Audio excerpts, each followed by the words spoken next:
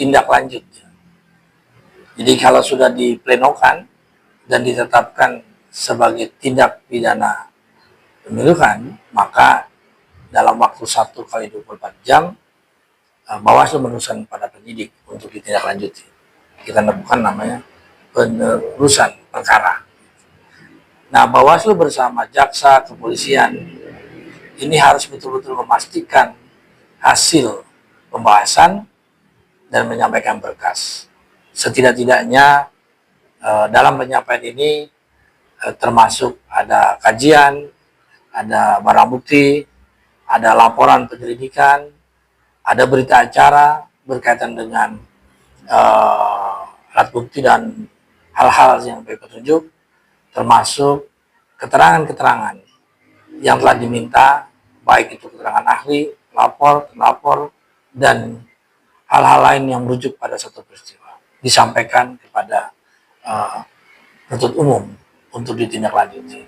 Dalam konteks ini memang penyidik Polri punya waktu 14 hari untuk lebih mendalami hal-hal yang berhubungan dengan peristiwa diduga pelanggaran. Ada dalam pengaturan ketentuan Perbawaslu 3/2023 ini dalam undang-undang dimungkinkan seseorang itu mengajukan pra peradilan sebelum proses pengadilan.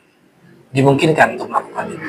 Nah, mekanisme pra peradilan sebagaimana diatur ini berdasarkan pengaturan di dalam ketentuan pengadilan setempat. Jadi Bawaslu tidak mengatur lebih teknis, ini teknisnya berada di pengadilan. Tapi secara prinsip seorang tersangka ketika dinyatakan memenuhi syarat perbuatan, dia dapat mengajukan pra peradilan kepada pengadilan untuk memenuhi unsur hukumnya. Nah, ini diatur sebagaimana ketentuan di dalam kitab Undang-Undang Hukum Pidana dan juga di dalam ketentuan hukum acara pidana. Jika memang proses pra peradilan tidak diajukan dan proses persidangan dilakukan, maka pengadilan melakukan proses itu untuk menemukan dan memutus sebuah perkara.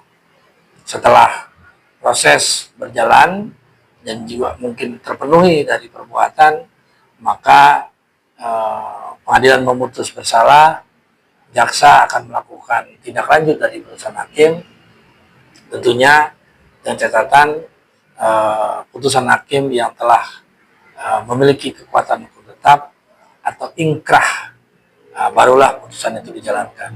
Bawaslu tetap memiliki kewenangan untuk mengawasi proses eksekusi yang dilakukan oleh kejaksaan sampai dengan bagaimana proses pelaksanaan tersebut di dalam pelaksanaan putusan ketua pengadilan tersebut. Nah, demikian rangkaian proses kedudukan sentra Gakumdu di dalam penanganan tindak lanjut dugaan pelanggaran pemilu yang merupakan bagian secara integral Bawaslu, penyidik Polri, dan juga kejaksaan. Hal ini untuk membangun dan menjelaskan mengenai keadilan dan kepastian hukum dari peserta pemilu. Demikian, terima kasih.